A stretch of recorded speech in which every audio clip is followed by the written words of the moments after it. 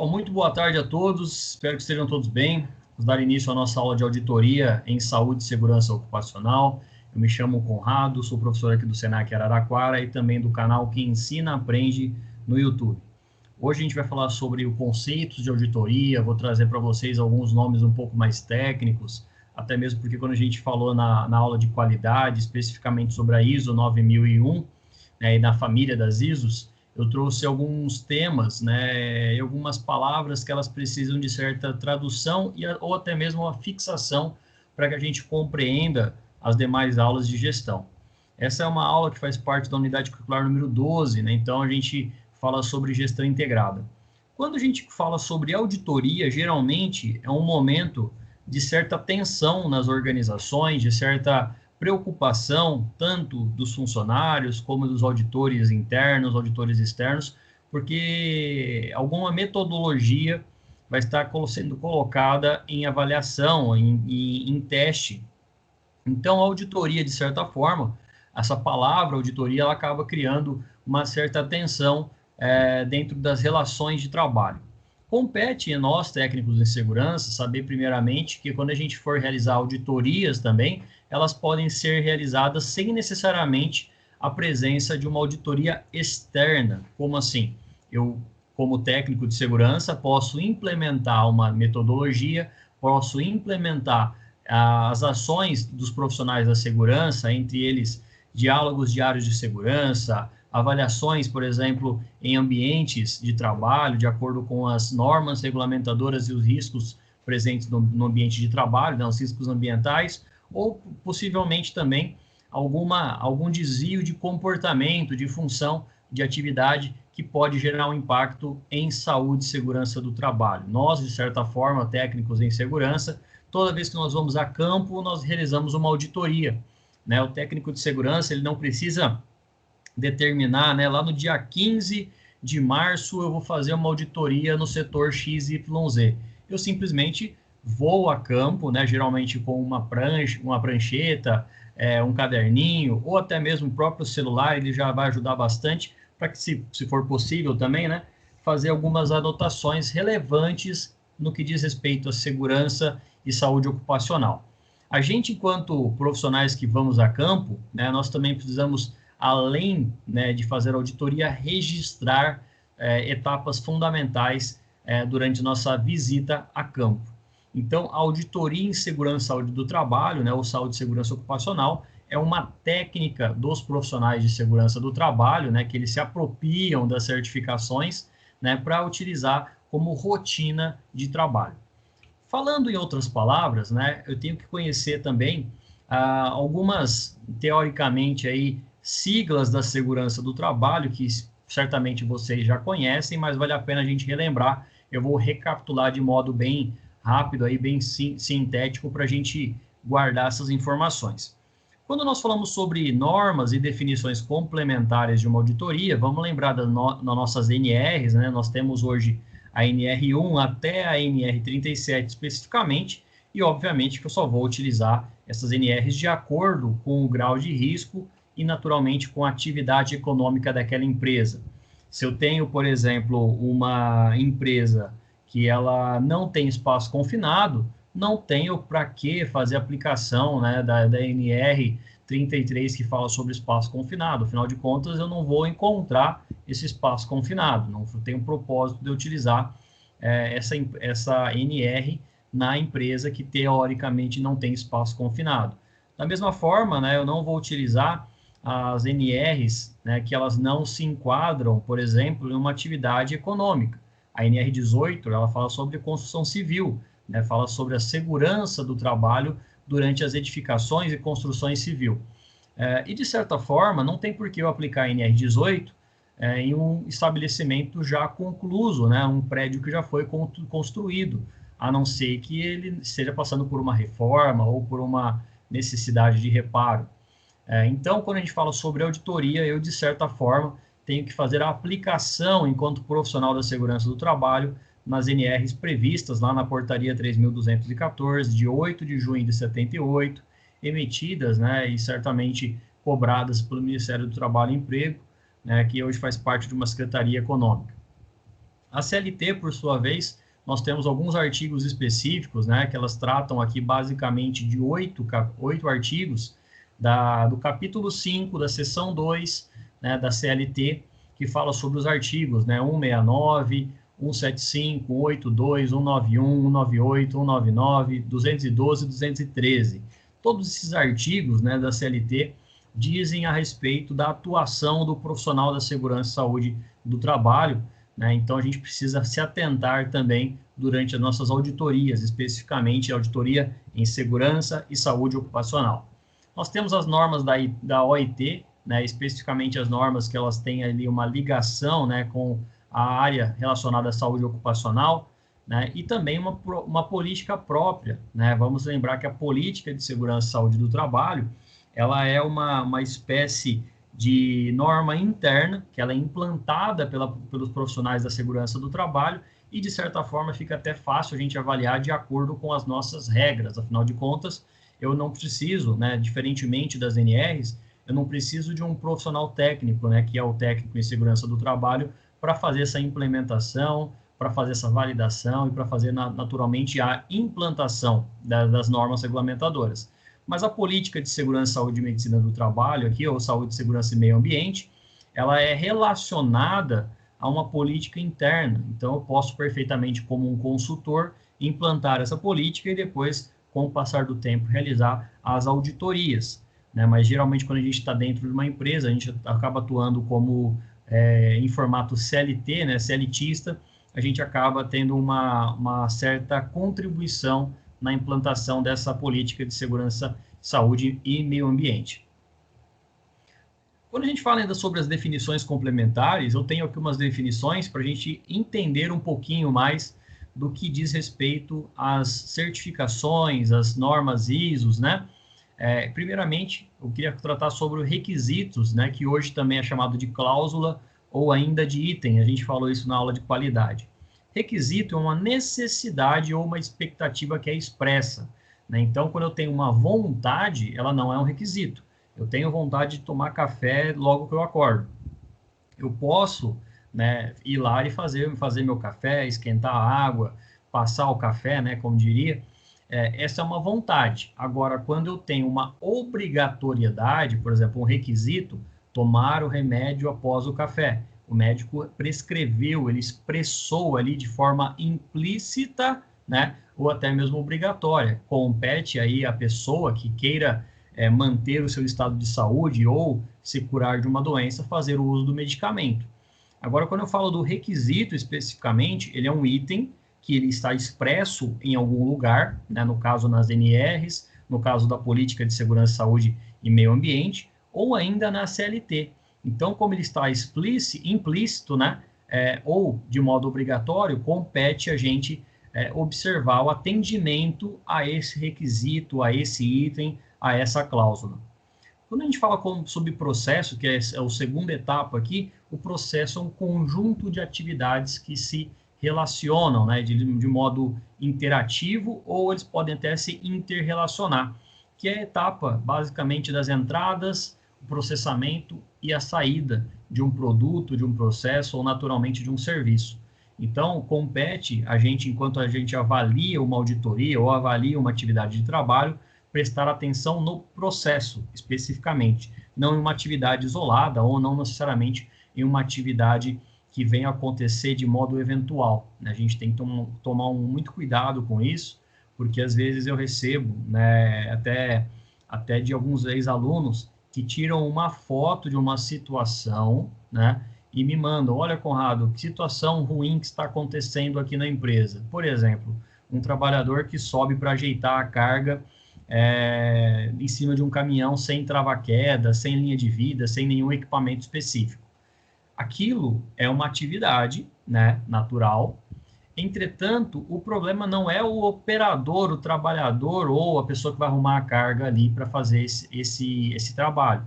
O problema está na organização do trabalho, né? O problema está nos próprios técnicos em segurança e certamente na gerência, né, e as pessoas da alta direção, que não veem isso como um processo.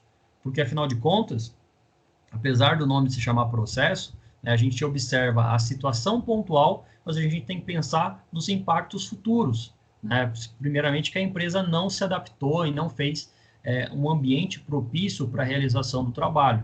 Então, a gente, enquanto técnico de segurança, a gente vai se preocupar sim com a atividade, mas a preocupação maior tem que ser com os impactos, seja em relação a acidente ou até mesmo algo mais grave, né, como uma doença ocupacional ou até um acidente fatal, porque aquele processo pode desencadear uma queda, que pode desencadear situações que a gente não consegue prescrever, né, ou certamente pressentir, né, afinal de contas a gente não é profissional que vai vislumbrar uma situação ou que vai ter ali basicamente uma premonição.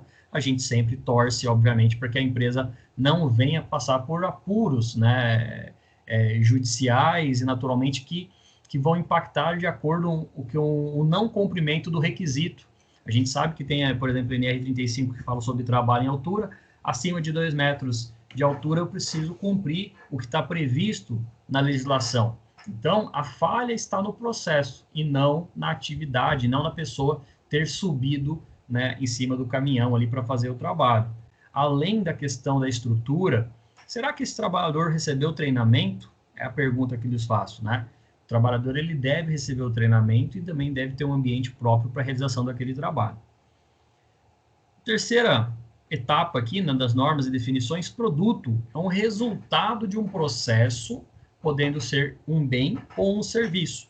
Então, o produto ele pode ser customizado, né, como é o caso das variações que nós temos de canetas, né, nós temos aqui várias canetas especificamente que é um produto, né, então eu tenho aqui a caneta azul, a caneta vermelha, a preta, uma caneta um pouco mais, caneta piloto, é um marcador de texto, né, e especificamente isso é um bem, né, e se me pertence, eu uso para o trabalho. Agora, numa empresa, a preocupação é que se essa caneta vai funcionar futuramente. Afinal de contas, o produto ele deve ter serventia.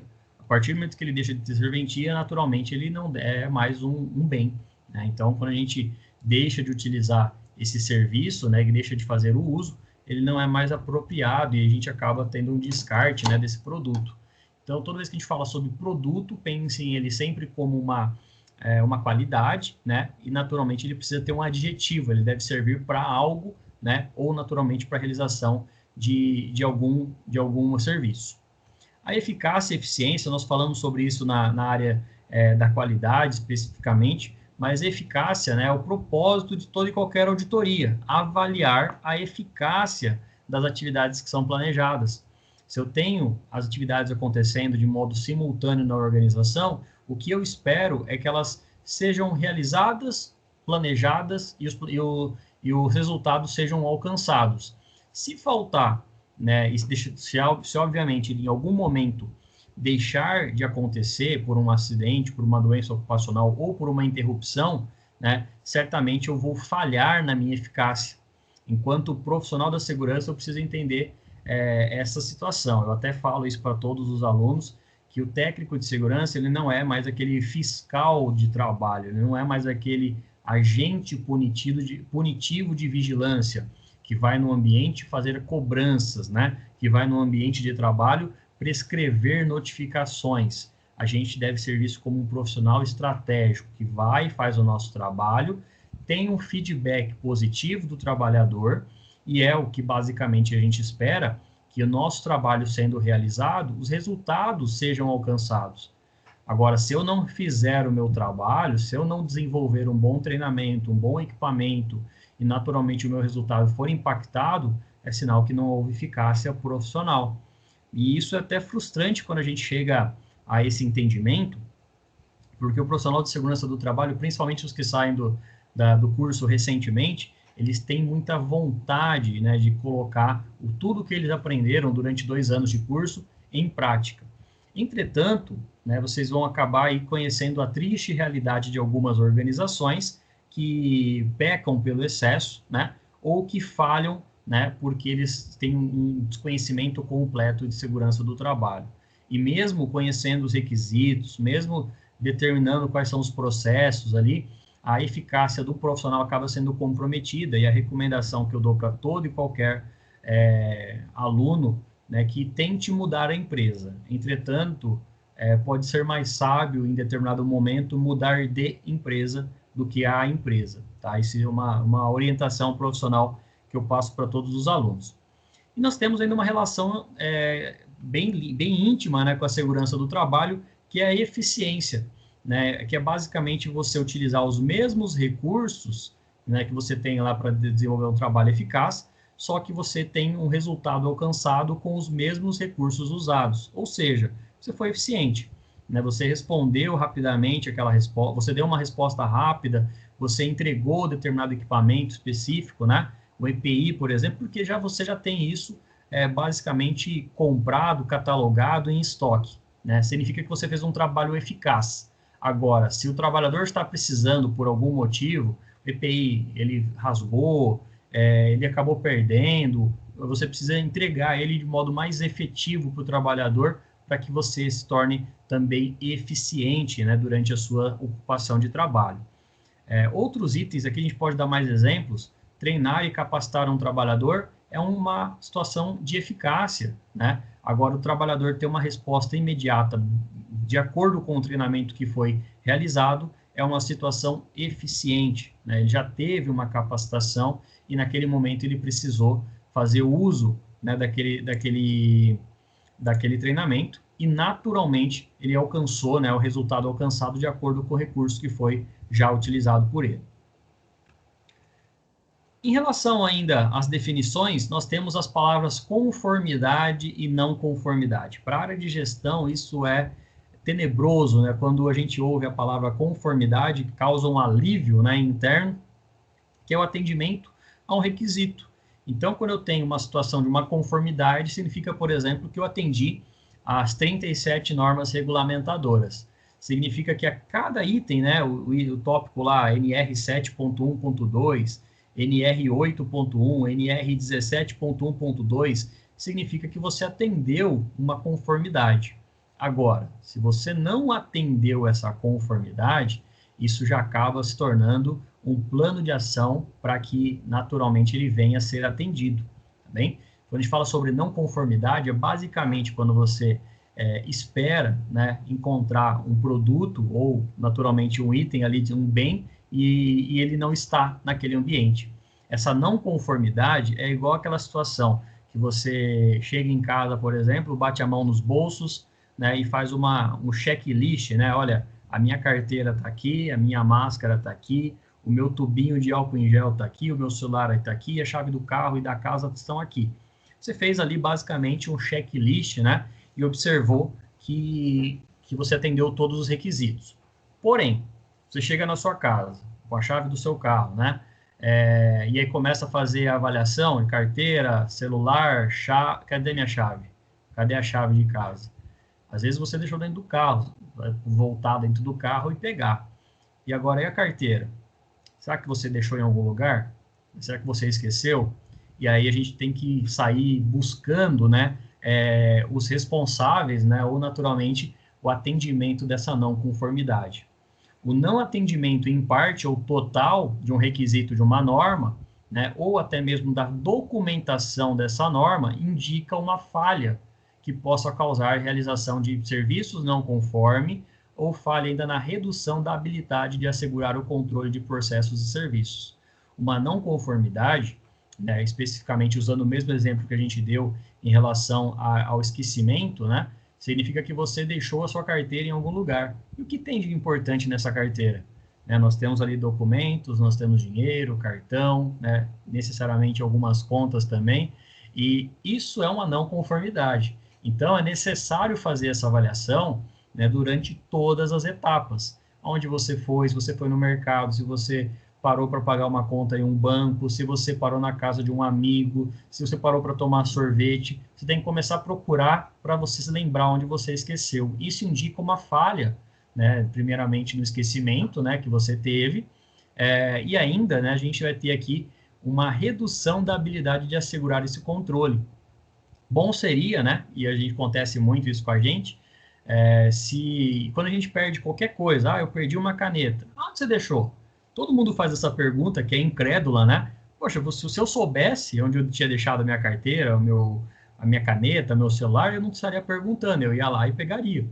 Mas essa redução de habilidade de assegurar o controle de um processo de serviço indica uma falha de organização. E no caso das normas, elas pedem padronização. Quando a gente fala sobre desvios de comportamento ou falha na padronização, isso indica, né, que a empresa não atende determinada conformidade, não atende determinado item da legislação.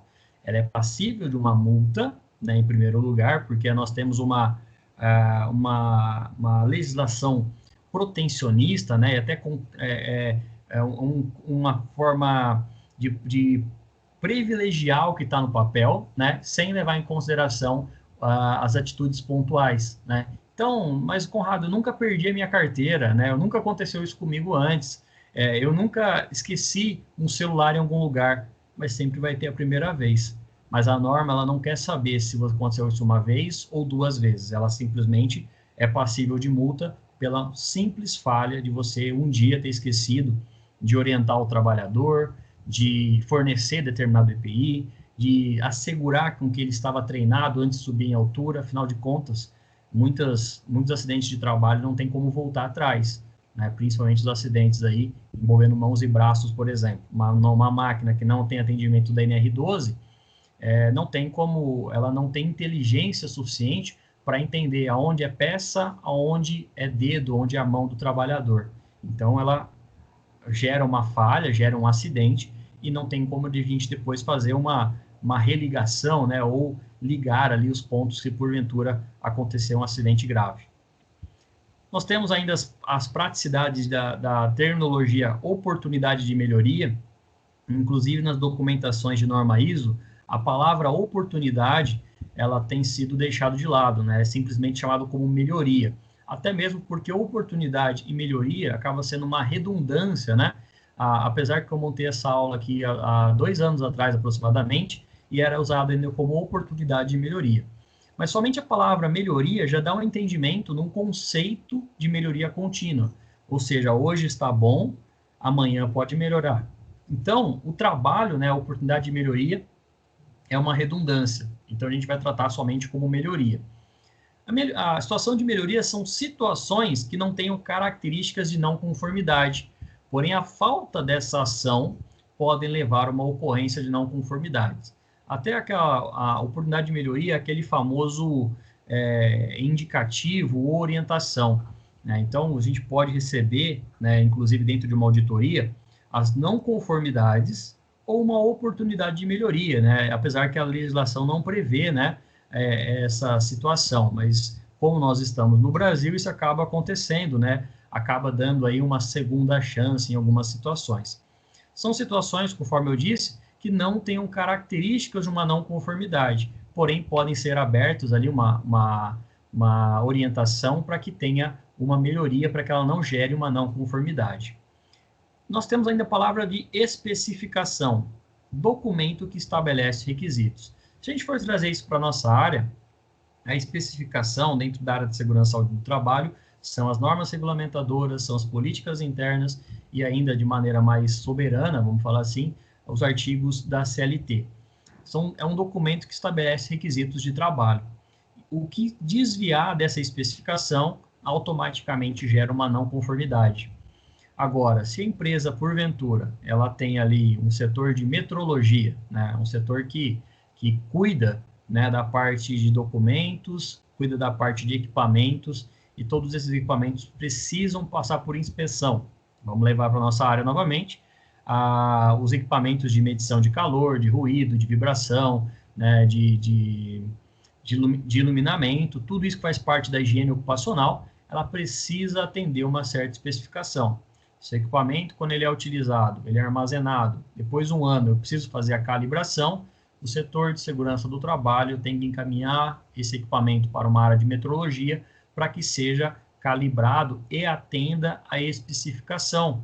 No caso, quando você comprou o equipamento, vem ali especificado, né, que a cada 1 ano, cada 5 anos, é necessário fazer uma manutenção desse equipamento.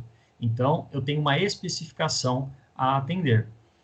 Uma outra especificação que a gente pode trazer para a nossa área também é o próprio EPIs. Ele tem uma validade, né? O plug auricular, por exemplo, ele tem uma validade de 3 meses, né? De acordo com alguns manuais, né? De utilização, especificamente do fabricante 3M.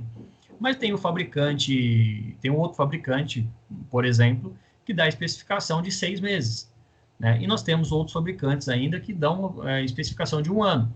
Então, compete a gente, enquanto profissional da segurança, ficar atento a essas especificações. Tanto, né, no que está previsto na legislação, na NR6 especificamente, que fala sobre EPI, como também nos requisitos presentes da fabricante, né? A gente não pode simplesmente tampar um olho e deixar somente com o olho direito olhando para as NRs, né? Eu tenho que olhar também a especificação do fabricante. Afinal de contas, né, quando a lei ela se silencia, qualquer um sentencia, né? Qualquer um dá um posicionamento. E o melhor posicionamento que a gente pode ter são documentos técnicos, ou da Fundacentro, ou do fabricante, ou a especificação do produto de acordo com quem desenvolveu esse produto. Para isso é necessário registro, né, de toda a documentação relacionada aos resultados objetivos, né, obtidos, e naturalmente que forneçam evidência das atividades relacionadas, né, à atividade realizada. Especificamente, quando a gente fala de registro, pessoal, eu preciso conhecer necessariamente o que é registro, né, e o que é evidência, né, indício e evidência. Se a gente olhar lá para fora, existe o indício, né, que o céu está azul e pode ser que, porventura, venha a chover. Isso é um indício, né, é uma especificação muito, né, da numerologia, né? Eu tenho uma especificação que não é meteorológica, né, mas eu acredito que, porventura, pode chover, né, por causa de um indício, né, ou naturalmente porque todos os dias, nas últimas terças-feiras à tarde, tem chovido. Isso é um indício. Agora, se eu olho lá para fora, vejo algumas nuvens se aglomerando, né? As nuvens são carregadas e eu começo a ter indícios, né? Eu começo a ouvir ruídos sonoros, basicamente, ali no céu. Isso são evidências que virá chuva, tá bem? No caso da segurança do trabalho, se eu tenho o indício de um acidente, né? Eu não tenho nada. Eu não tenho nenhuma informação relevante para registro. O que é necessário são evidências. Então, eu preciso de um trabalhador que esteja naturalmente ligado aos fatos, eu preciso do acidentado para que ele conte a sua versão, né, para, obviamente, a gente entender o que aconteceu durante um acidente, para ir depois registrar, tá bom? Então, toda vez que a gente fala sobre investigação de acidente, a gente fala análise crítica de acidente, o questionamento daquele acidente, é necessário evidências para que a gente entenda o porquê do registro, né? Quando a gente fala sobre, na minha aula especificamente de comunicação de acidente de trabalho, a CAT, ela tem que ser baseada em evidências, né? Olha, eu ouvi que o funcionário falou que, porventura, aquele trabalhador não se acidentou dentro da empresa. Isso é um indício. A minha evidência mais palpável, mais quantitativa, mais fidedigna, é quem esteve presente no momento do acidente, né? Se a pessoa está presente ao lado do acidentado, né, que no caso ali ele é a parte interessada, então ele não, o valor dele é questionável, eu preciso ter uma famosa testemunha, né, para a gente entender essa questão de evidência. O mesmo se aplica na situação de registro quando são feitas auditorias e eu trago o gestor da área, né, porque a gente é movido sempre a situações positivas. Ninguém quer ficar com o número 1, né? Ninguém quer ficar com o número 2, sabendo que a escala vai até 10. Né? Então, é necessário fornecer evidências baseadas em uma auditoria. Pessoas externas que não tenham ligação, que não sejam interessados para fornecer registros documentais, né? Para que eu tenha um atendimento às conformidades do requisito. Né? Então, para ser naturalmente uma auditoria bem feita. Após a auditoria, é necessário que a gente conhece como análise crítica. Toda vez que a gente pega um relatório, um documento, nós somos muito tendenciosos a acreditar em tudo que está escrito. E uma auditoria bem realizada, né, além da emissão de um relatório, é necessário que ela tenha pertinência, ou seja, relacionado com o tema da avaliação. Não tem por que eu pegar, por exemplo, um relatório de uma auditoria ou qualquer relatório que seja da segurança do trabalho e começar a encontrar inconsistências. Vou dar um exemplo para vocês. Certa vez eu fui fazer um trabalho em uma organização, em uma empresa, e eu solicitei um documento complementar chamado PPRA. Eu estava fazendo ali a análise ergonômica e a empresa me forneceu o PPRA.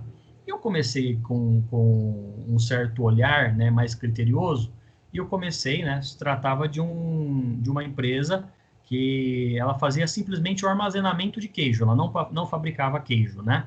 Ela tinha ali basicamente um centro de distribuição e ela tinha vários containers, né, refrigerados com armazenamento de queijo e várias salas com a temperatura ambiente. E a hora que eu comecei a olhar a documentação, se tratava de um posto de gasolina. O que tem a ver? Não existia pertinência naquele relatório, mas o profissional que emitiu o relatório não se atentou, não leu o relatório, certamente ele emitiu um documento com sérios desvios, né? Famoso Ctrl+C, Ctrl+V, foi traído ali pelo próprio documento e na ânsia de atender o cliente acabou fornecendo um documento com muita inconsistência. Eu me atentei àquela situação, né, e de maneira mais leal possível, né, devolvi o documento para a organização, né, para o caso do técnico de segurança, falei, olha, quem fez o documento, né, acabou apresentando uma inconsistência aqui, né, e naquele momento eu fui agradecido pelo técnico de segurança, porque aquele documento era um documento que falava do programa de prevenção de riscos ambientais, né, de uma empresa que tinha armazenamento de queijo, né, um laticínio, pode-se dizer assim, e falava sobre posto de gasolina. Então, a atividade econômica era totalmente diferente, os riscos ambientais totalmente diferentes, e, naturalmente, isso não foi um documento auditado, não foi feita uma análise crítica, né? E a pessoa que fez, né, que foi a pessoa com que eu devolvi o documento, ela falou, olha, eu preciso até rasgar essa folha aqui antes que alguém veja, né? É aquele famoso... ninguém quer ser pego, né, numa situação peculiar, né, para não falar errado. Então, toda vez que a gente falar sobre pertinência, o documento tem que fazer sentido, não pode ser um Ctrl+C, Ctrl+V, o relatório não pode ser um Ctrl+C, Ctrl+V, pertinente para que não seja inconsistente. Uma adequação nas palavras também, né, a gente vê muito profissionais da segurança do trabalho que às vezes copiam, né, documentos da internet e não fazem sequer a adequação. A norma ela passa por atualizações recentes, né? Passa constantemente por atualizações e mais recentemente é necessário fazer adequações do documento também. Não o documento que foi emitido lá em 2015, 2016, mas documentos da área de segurança do trabalho precisam passar por uma adequação, né? Mudou a legislação, muda o documento, né? A partir do momento da promulgação, da publicação da norma. É o caso, por exemplo, da NR1, né? A gente está passando por uma alteração de GRO, Gerenciamento de Riscos Ocupacionais, para a criação de um PGR, né? E aí muita empresa vai ter que se adequar ao atendimento da SNR1, que antigamente era só ordem de serviço. Hoje a gente vai precisar fazer uma adequação maior. E a eficácia, né, conforme a gente viu aí no passado, né, que é basicamente, né, nos slides anteriores, que a eficácia é você fazer mais com menos, né, ou basicamente, né, toda vez que a gente for passar por uma auditoria, é necessário ter uma eficácia tanto na tratativa com a auditoria, né, basicamente a gente ser sucinto, sem mais delongas, sem ficar explicando toda a história da empresa, né, numa auditoria de segurança ocupacional, principalmente interna, todo mundo conhece a história da empresa. Agora, se é uma auditoria externa, a eficácia ela tem que ser pré-estabelecida, né, pelo auditor e pela pessoa que está sendo auditada, para que haja celeridade dos processos.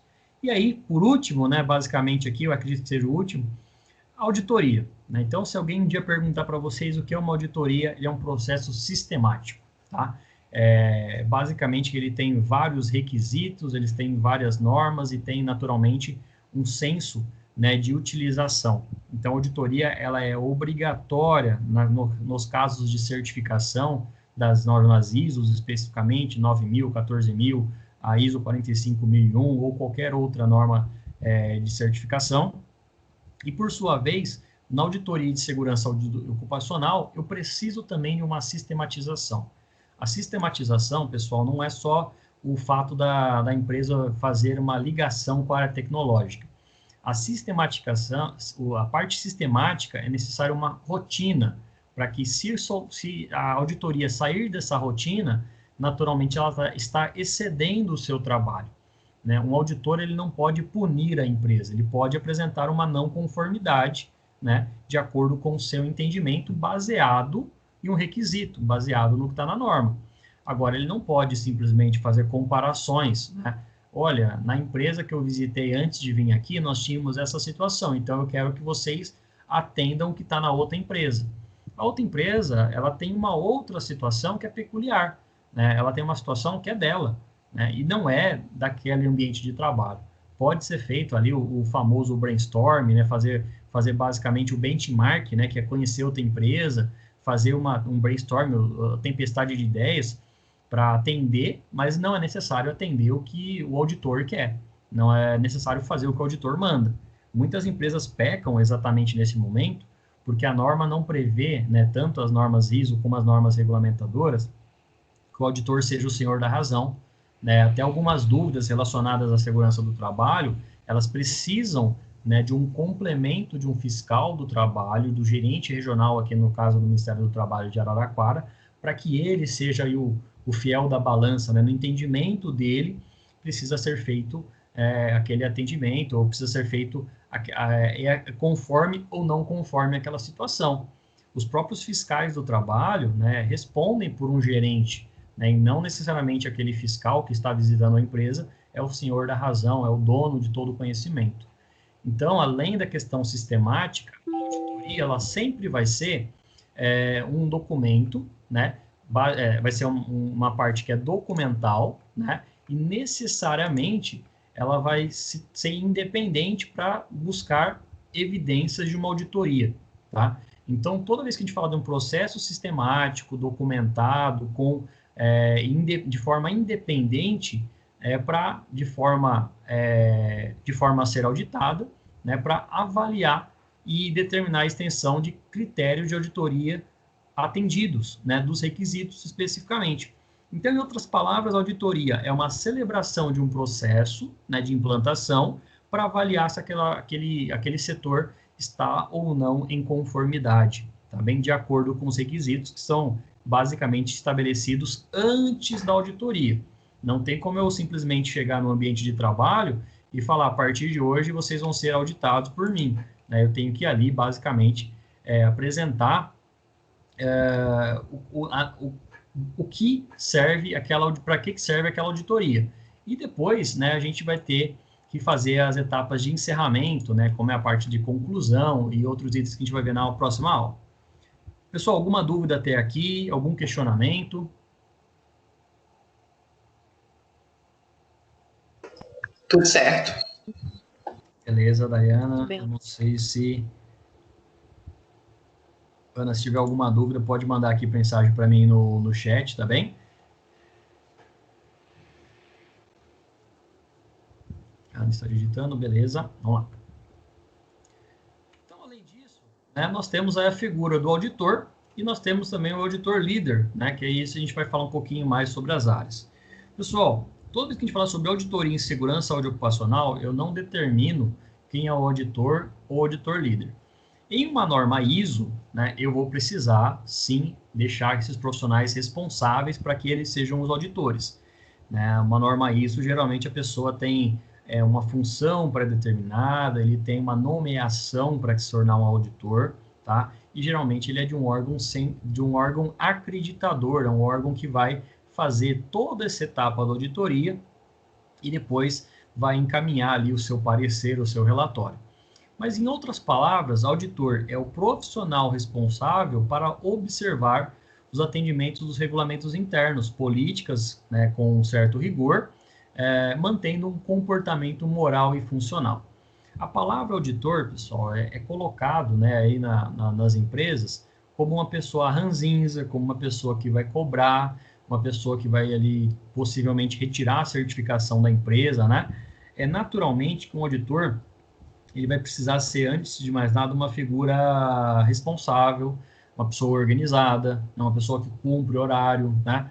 E tudo que a gente tem uma tendência em não fazer, tá? Independente dos zodíacos, dos horóscopos, do signo das pessoas, o auditor ele precisa ser responsável, organizado e, acima de tudo, apresentar um comportamento moral e funcional. Né? Comportamento moral, pessoal, nós temos uma palavrinha famosa, né, nos últimos dias aí, até mesmo por uma questão dos últimos anos que a gente tem passado no Brasil, que é o famoso compliance, né, que é você entender o que acontece dentro de uma empresa e também pode acontecer nos bastidores. Né? Então, eu não vou entrar muito nesse mérito, mas geralmente a auditoria acontece muito dessa situação. Né? O auditor acaba tendo um posicionamento questionável, né? E naturalmente a empresa ela não quer esse tipo de funcionário, esse tipo de auditor dentro da sua empresa. E também tem uma característica funcional, ele tem um papel e ele é auditor dentro daquele processo. Faltou, né, ou acabou aquele processo, o auditor ele perde a sua função. Tá? O auditor ele vai continuar sendo auditor, mas em outras empresas. Tá? Então, não necessariamente ele vai ser um responsável. Tá? O auditor, geralmente, né, a gente está falando como auditor externo. Tá? O auditor externo ele tem essa figura. Já na auditoria, o auditor líder, ele é o profissional designado, ou seja, ele é encaminhado, né, como responsável pelo planejamento, condução, execução e controle da auditoria no ambiente de trabalho. Em outras palavras, é a pessoa que vai ser o contato com o auditor. É ele que vai fazer o acompanhamento. É ele que vai apresentar a casa, tá? É ele que vai falar ali para o auditor se porventura, né, a empresa está atendendo ou não a legislação. Atendendo ou não os itens dos requisitos previstos nas normas ISO. Eu já ouvi falar de histórias, nunca presenciei, que o auditor chegou na visita, né, na empresa e conversou com o auditor líder. E aí, como é que está, né, o andamento? Uma série de coisas que você deixou para ser feito, não foram feitas. O auditor nem se dá o trabalho de continuar. Né? Ele faz ali o seu relatório, né, de acordo com o que o auditor líder apresentou, né? E ele não vai lá visualizar se a empresa está atendendo ou não a norma ISO ou, naturalmente, como a gente está aplicando aqui, segurança e saúde ocupacional. Teoricamente, o auditor não vai se dar o trabalho de ir lá ver, né, ou, naturalmente, pedir documentações, né, e evidências que a empresa está atendendo ou não os requisitos previstos. Ele simplesmente vai se limitar ao contato com o auditor. Agora, se o auditor falar, né, ou simplesmente ali dar a sua palavra, vamos dizer assim, que a empresa está atendendo, o auditor ele tem a competência, né, de fazer a vistoria no ambiente de trabalho. O auditor líder simplesmente vai acompanhar, tá? Ele não tem nenhum outro papel. Ele acompanha a auditoria, né? Ele não emite relatório depois para conflitar o relatório do auditor. Ele se baseia basicamente no que o auditor olhou, né, e naturalmente o que ele encontrou de documentação, de evidências, jamais de indícios. Então, a auditoria ela vem para padronizar todas as ações a serem documentadas, né, necessariamente a serem documentadas. Então, uma empresa tem ali um acidente de trabalho, é necessário uma investigação.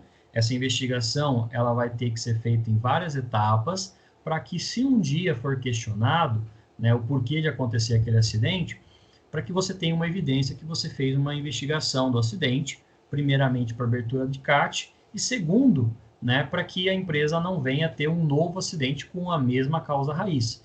Se o acidente foi queda, né, de um trabalho em altura, a empresa ela tem esse material humano, né, e essa oportunidade de melhoria, ou melhoria basicamente, para se concentrar, né, em resolver esse problema, em resolver o que aconteceu.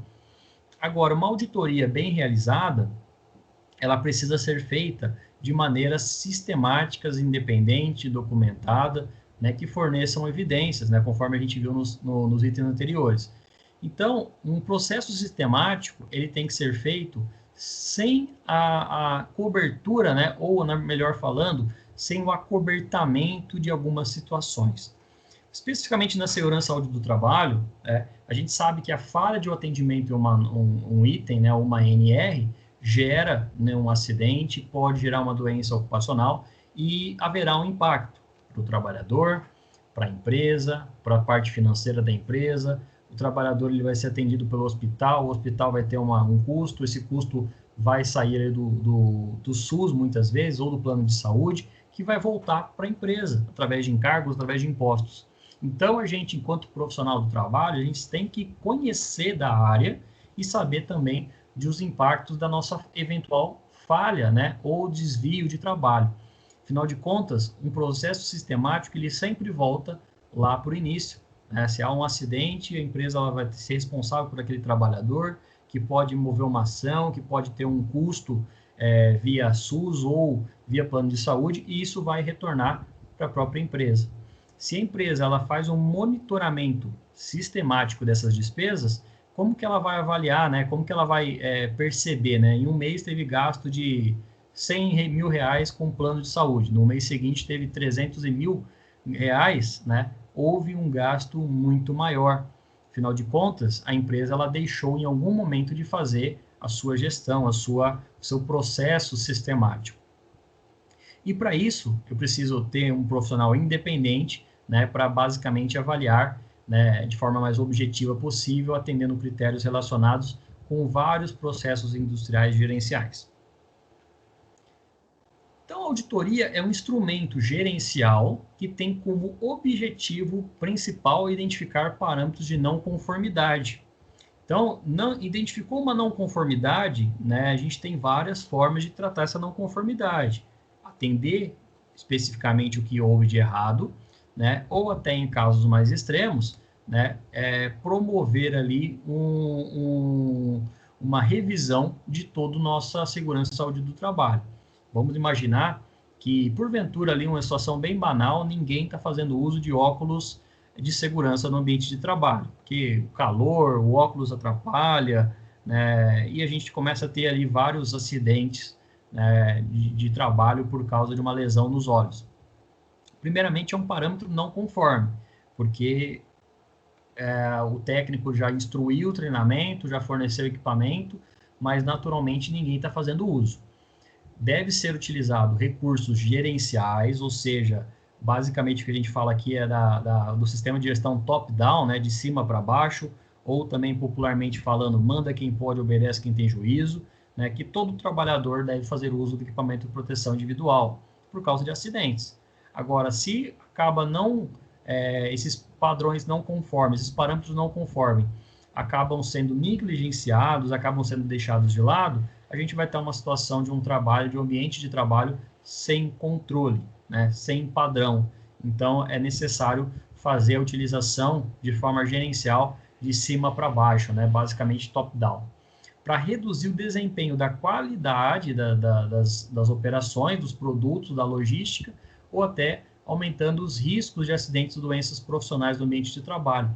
Então, percebam que uma não conformidade não é simplesmente, né, porque a pessoa, em algum momento, deixou de jogar o copinho de café no lixo, né? É uma falta de cultura organizacional, é um impacto com o meio ambiente, é a necessidade de uma pessoa ficar várias vezes saindo do ambiente de trabalho para ir lá jogar o copinho de café, ou necessariamente ficar tomando vários cafés ao longo do dia. Isso reduz o tempo de operação, né? Isso parece que é uma cobrança chata, mas na verdade é uma cobrança gerencial. É necessário que haja, né, uma cobrança gerencial, porque toda auditoria ela precisa de um suporte, né? Ela precisa de uma auditoria com suporte da alta direção, porque quem vai resolver as não conformidades não vai ser a direção, mas são trabalhadores que são pagos pela direção para que a direção se assegure que a empresa está andando, né? Está andando ali, atendendo qualidade, as operações, logística e ainda a segurança do trabalho.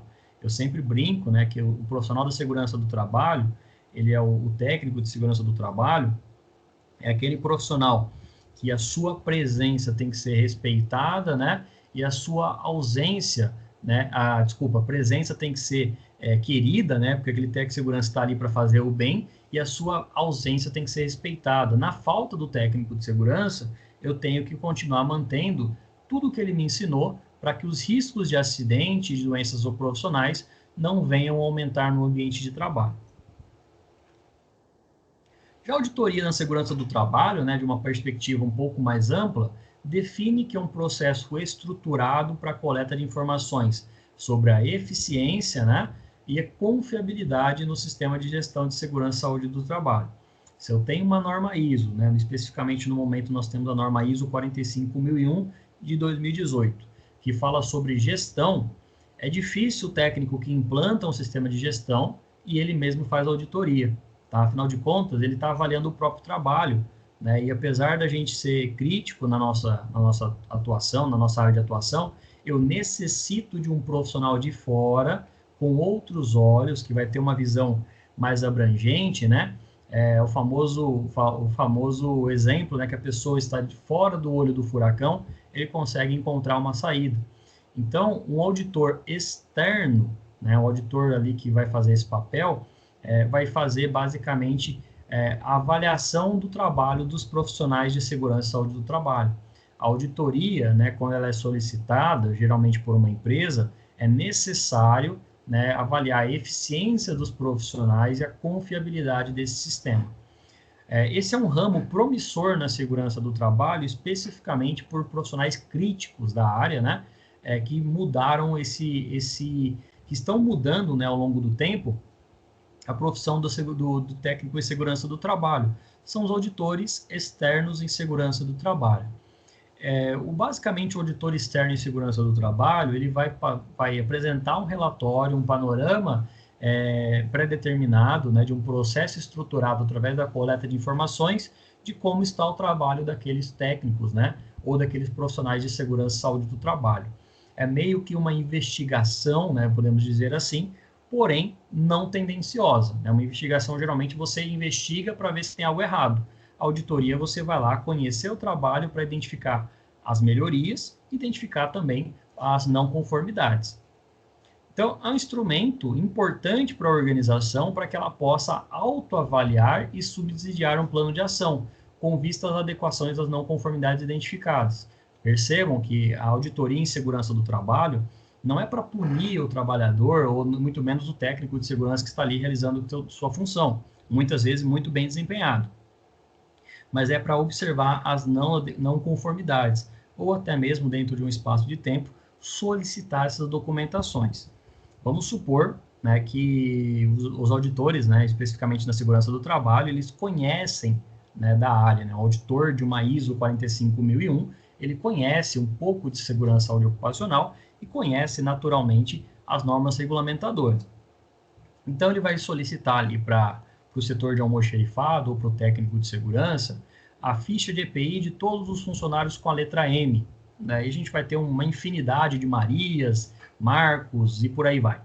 Todos os funcionários daquela empresa, né, vão apresentar ali o dia, né, que eles pegaram o EPI que eles pegaram, o CA e a assinatura daquele trabalhador. É para isso que serve uma ficha de EPI. Em algum momento, por distração, em algum momento por celeridade ou pressa, né, o técnico de segurança deixou de informar, ou o setor de almoxerifado deixou de fazer esse apontamento.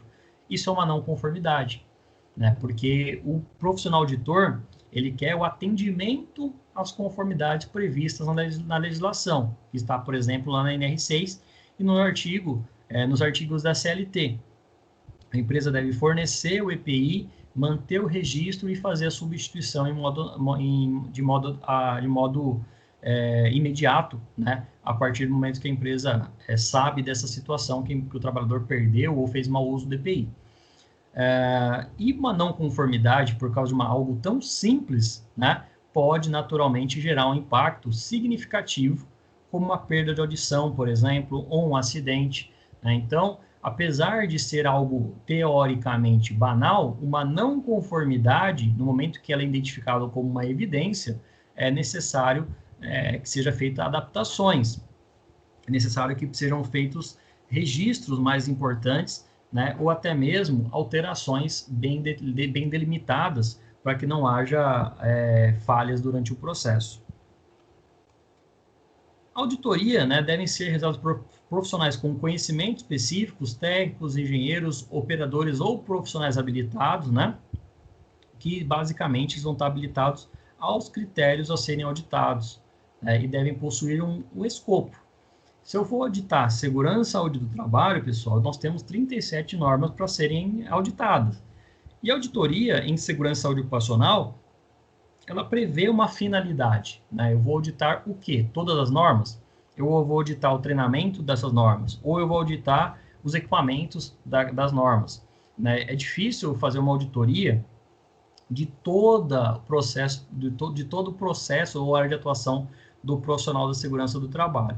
Então, geralmente é dividido em áreas, a gente vai ver um pouquinho isso na aula que vem, mas quais são as áreas de maior atuação da segurança e saúde ocupacional? É treinamento, é fornecimento de equipamento, é documentação, né, é elaboração de documentos. Então, tudo isso a gente precisa possuir já desde o escopo antes da auditoria.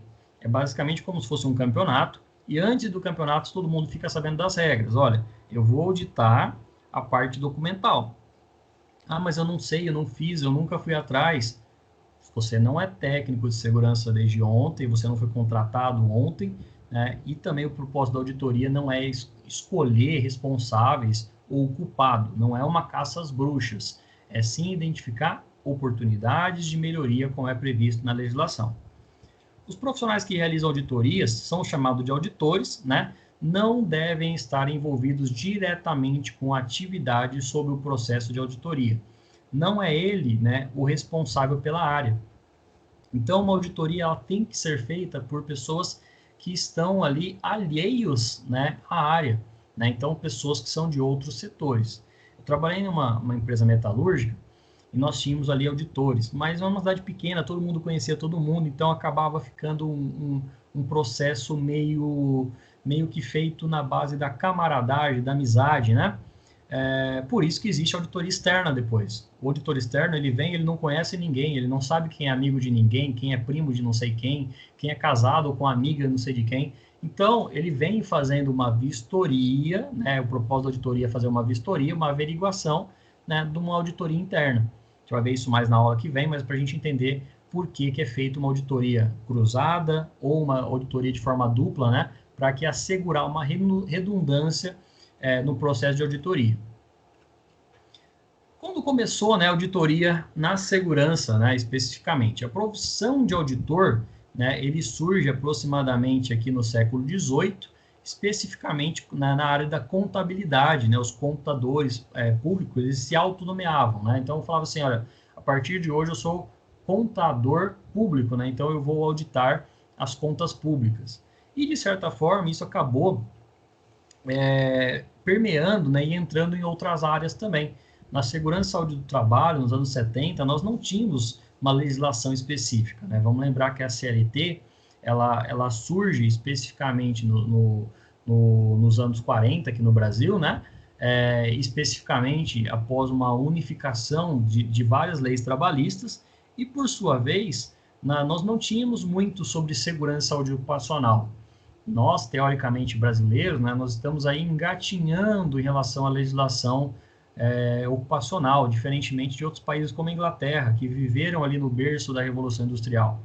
No Brasil, nós temos ainda, naturalmente, né, infelizmente, a gente acaba pegando situações de trabalhos análogos à escravidão, de trabalho sem ambiente nenhum apropriado, né, em relação à segurança do trabalho, trabalhadores atuando sem equipamentos de proteção por uma questão cultural. Então, vamos levar em consideração que se papel aceita tudo, né, aceitava também cálculos feitos de modo a negligenciar, vamos falar assim, o dinheiro público.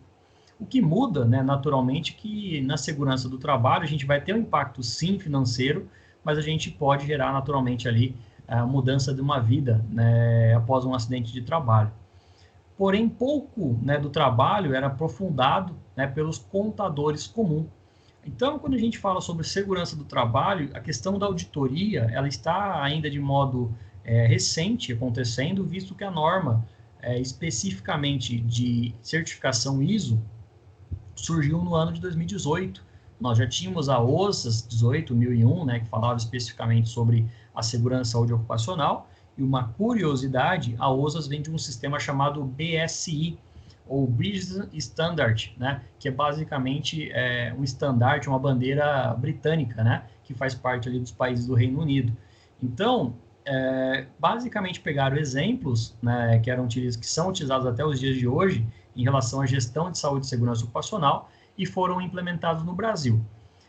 Uma necessidade, né, de implantar uma norma ISO, né, fez com que todos os profissionais da ABNT, Associação Brasileira de Normas Técnicas, criassem, né, basicamente uma certificação, uma norma, né, que até então, até o presente momento ainda não é certificável, porque existe um período específico de implementação para depois ele se tornar certificável, da ISO 45001, a BNT, NBR, ISO 45001. A gente vai falar sobre isso em outra aula.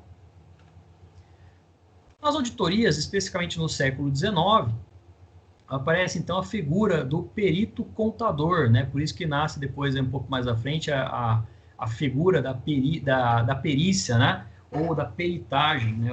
O perito é o expert, né? Basicamente, é a pessoa que mais conhece de determinado assunto. E no caso da contabilidade, foi denominado no século XIX o perito contador, né? Vamos lembrar que isso era uma figura aqui com muito prestígio, né? E especificamente a função dele era avaliar as contas, né? De setores públicos. A função básica era descobrir erros e fraude. Então, a figura do auditor também é descobrir não erros, né? Mas não conformidades, né? E a falta de evidências, né? Que podem se tornar ali uma fraude. E a partir de 1900, o profissional de auditor teve maior impulso de acordo com o desenvolvimento do capitalismo e hoje é uma profissão propriamente dita, né? Então, quando a gente fala de perito contador ou auditor perito, ele basicamente é a pessoa que vai ser nomeado, geralmente dentro de um processo. Para que não haja essa necessidade, né? Nós temos a auditoria em segurança e saúde ocupacional de acordo com os requisitos das NRs. O auditor, né, em segurança e saúde ocupacional, ele geralmente é buscado ali pelas empresas, né, para que ele faça uma avaliação do seu sistema de gestão, para aí depois buscar uma implementação, uma norma ISO, tá bem? Mais especificamente em 34, as empresas que tinham ação na Bolsa de Valores, elas eram obrigadas a fazer, né, ou fazer o uso de serviço de auditoria, para sim, basicamente, apresentar uma fidedignidade nas suas demonstrações financeiras, né? Imagina que naquela época, nós vivíamos ali uma república chamada República Café com Leite, e para você ter ações na Bolsa de Valores especificamente, né, nós tínhamos ali a saca de café que determinava, né, o quão rico uma pessoa era ou não. Agora, pensem vocês, será que o dono desses sacos de café ficava contando realmente se ele tinha o tanto de café que ele tinha ou não? Ou era basicamente ali baseado no seu prestígio, né? E muita gente ganhou muito dinheiro com basicamente especulação, né? E nas auditorias, como foi comprovado, maior fidedignidade nas demonstrações financeiras desses, na época, era representado por barões de café.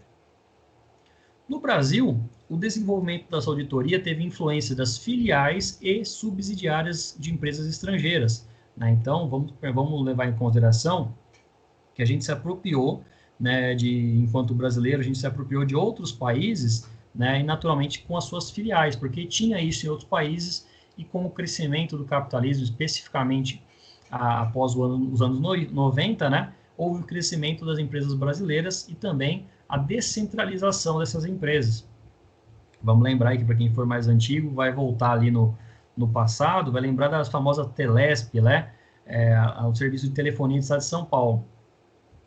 Naturalmente, quando vieram outras empresas de telefonia para o Brasil, não significa que está bom até os dias atuais, mas naturalmente houve um crescimento das empresas e a necessidade da descentralização.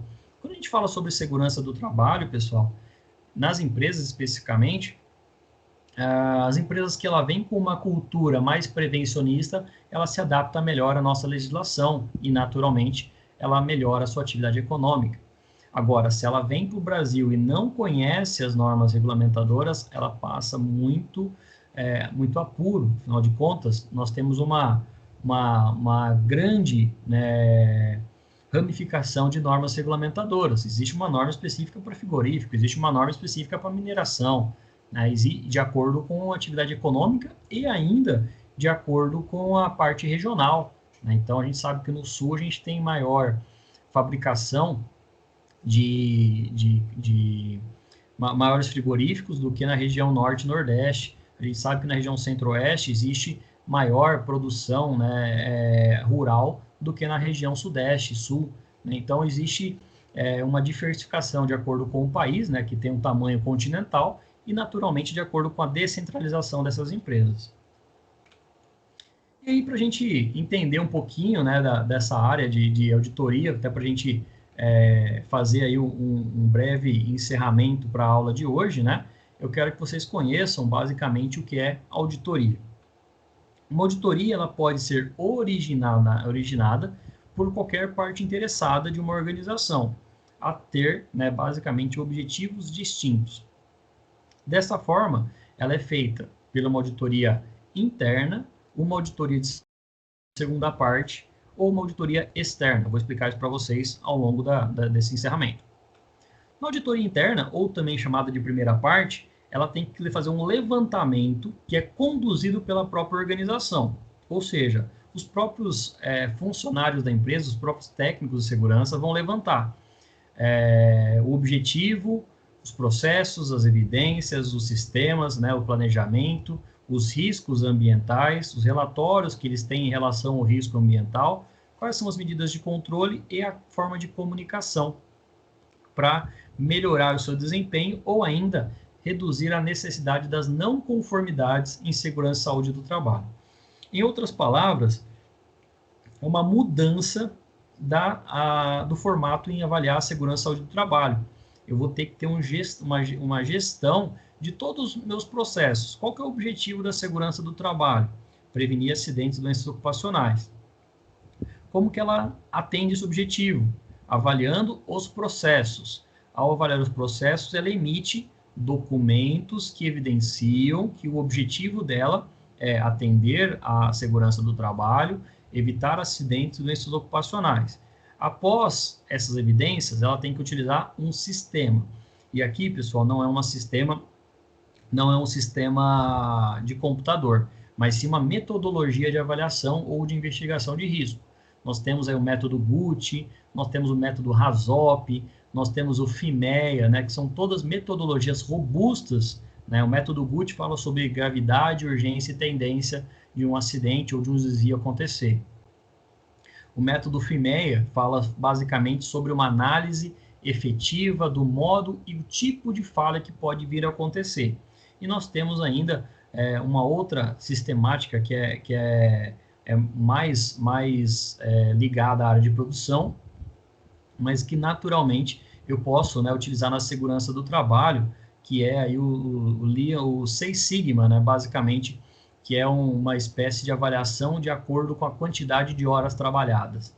E a partir do momento que eu pego essas evidências e coloco dentro de um sistema, aí a gente começa a falar realmente sobre segurança e saúde ocupacional e até com a possibilidade de um acidente acontecer de acordo com a quantidade de horas trabalhadas. Ou seja, uma empresa que atua com 2.000 horas de trabalho por mês, sabe que pode acontecer um acidente a cada 2.000 horas, por exemplo. Então, é um sistema robusto na segurança do trabalho, que naturalmente vai necessitar de bastante planejamento. Todos os profissionais da segurança do trabalho vão ter que estar falando a mesma língua, conhecendo bastante da metodologia para implementar todos os objetivos e processos. Por sua vez, nós temos o beabá da segurança do trabalho, né, que não me levem a mal, mas conhecer os riscos ocupacionais, o risco físico, químico, biológico, ergonômico de acidente e mensurar esses riscos. Apesar do risco ergonômico, especificamente, ele ser um risco qualitativo em algumas situações, eu tenho que utilizar de ferramentas, né, para que elas sejam quantificáveis, né? Por exemplo, de acordo com a equação de NIOSH, que fala sobre levantamento de carga, quanto que o trabalhador pode levantar de peso. Né? Se a gente for olhar para a CLT, a gente cai para trás. O artigo 90 da CLT fala que é de 60 quilos, mas não prevê tamanho do trabalhador, frequência, não prevê a quantidade de vezes ao longo do dia, né? E a equação de NIOSH é uma equação americana amplamente aceita, né, que ela serve para avaliar a questão do risco ocupacional para lombalgias especificamente, né? Então, o risco ergonômico ele é avaliado de acordo com outros critérios também, a não ser os nacionais. E aí eu emito relatórios, né, e os relatórios aqui vão obedecer uma outra regra, né, que aí o relatório vai ser utilizado através de padrões com diagrama de Ishikawa, que a gente viu na aula de qualidade, análise da árvore de causas, né, que basicamente são as causas que geram um acidente ou o porquê daquele risco não estar em controle. Eu vou ter a famosa APH, né, APR, né, e a PRHO, análise preliminar de risco em higiene ocupacional, ou basicamente análise preliminar de risco, para aí sim fazer um documento robusto, como é o caso do PPRA, PCMSO, análise ergonômica, LTCAT e demais documentos. E eu vou ter que emitir também uma forma de controle através de planos de ação, basicamente de acordo com o método PDCA. E mesmo assim, né, eu tenho que ter uma fonte de comunicação com a comunidade, com os trabalhadores, que diz respeito do acidente de trabalho. A comunicação ou externar esses indicadores em um sistema de gestão é algo muito sério. Indicadores servem para basicamente você monitorar uma empresa. E o indicador na mão de um advogado, por exemplo, que queira, né, ingressar com uma ação judicial contra a empresa, uma vez publicado, ele tem ali um prato cheio, né, se os indicadores forem ruins. Agora, também não adianta, né, simplesmente um sistema de gestão ser escrito e não ser cumprido. Afinal de contas, tudo que a gente está falando aqui nas demais aulas vai cair por terra sem a sua devida aplicação. Então, uma auditoria na primeira parte é uma auditoria feita pelos próprios profissionais da segurança daquela empresa, tá? Então, basicamente as pessoas que envolvem, né, com a organização. Auditoria de segunda parte, né, ou também aí famoso, né, a gente fala que é auditoria de caminhão, né, que é auditoria que pede uma série de itens, né, que naturalmente são bem mais abrangentes, né, e vão ali observar os nossos relatórios com lupa, né, vão pegar uma lupa ali para encontrar um eventual erro, né. A auditoria de segunda parte é determinada pela organização com uma subcontratada antes do processo de certificação. Afinal de contas, né, ele pode ser um fornecedor ou um prestador de serviço, ele pode permanecer ali pela empresa para fazer esse levantamento. O intuito dele é identificar as não conformidades e tratá-los basicamente a complementar o trabalho da auditoria em primeira parte. Por último, e não menos importante, nós temos auditores externos, né, ou basicamente chamados de terceira parte, conduzida por entidades externas, independentes e acreditadas para efeito de certificação. Na área de saúde e segurança ocupacional, conforme eu disse ao longo da aula, é uma área prematura, no qual a gente ainda está engatinhando, mas eu acredito que nos próximos 5 a 10 anos nós teremos aí uma área muito grande de atuação. Para quem é organizado, para quem gosta de organização, para quem se apega, né, à leitura das normas regulamentadoras, vai ser um prato cheio para o trabalho. Tá? Eu acredito que, independente de pandemia, independente de uma série de situações, toda empresa que tem uma certificação de qualidade de meio ambiente vai querer se certificar em saúde e segurança do trabalhador. Não tenho participação nas normas ISO, né, tampouco na BNT, mas eles não criariam uma norma sem o intuito futuro de certificá-lo, tá bom? Então, eu acredito que, por ser uma norma internacional, as normas ISO elas terem a presença de amplitude global, né? Naturalmente, a tendência aí futura é se tornar uma norma certificável. E a gente tem algumas aqui, né? Estou citando algumas aqui, né, empresas que realizam auditoria. A PwC, né, a Deloitte, né, a Ernst Young e a KPMG. Né? Eu só tive o prazer de trabalhar até hoje com a KPMG, né, que é uma empresa muito boa, né, que fez a certificação de uma empresa que eu atuei sobre a área de meio ambiente. Né? A área apesar de eu ser técnico de segurança, nós tínhamos ali os os insumos, né, da segurança do trabalho. O EPI, que a gente precisa fazer uma destinação correta, a gente naturalmente acabava abraçando a parte ambiental também, com a emissão de documentos específicos na área de meio ambiente, né, o famoso CADRE, licenças, né, de operação pela parte do CETESB ou das demais áreas ambientais. E os profissionais de auditoria externa, eles vêm realmente ali com a lupinha, né, fazendo um certo monitoramento da segurança e saúde ocupacional. Nesse caso aqui, né, a gente ainda não tem essa aplicação, mas certamente e muito em breve a gente vai ter a ação dessas empresas atuando como órgãos de auditoria externa em segurança e saúde ocupacional.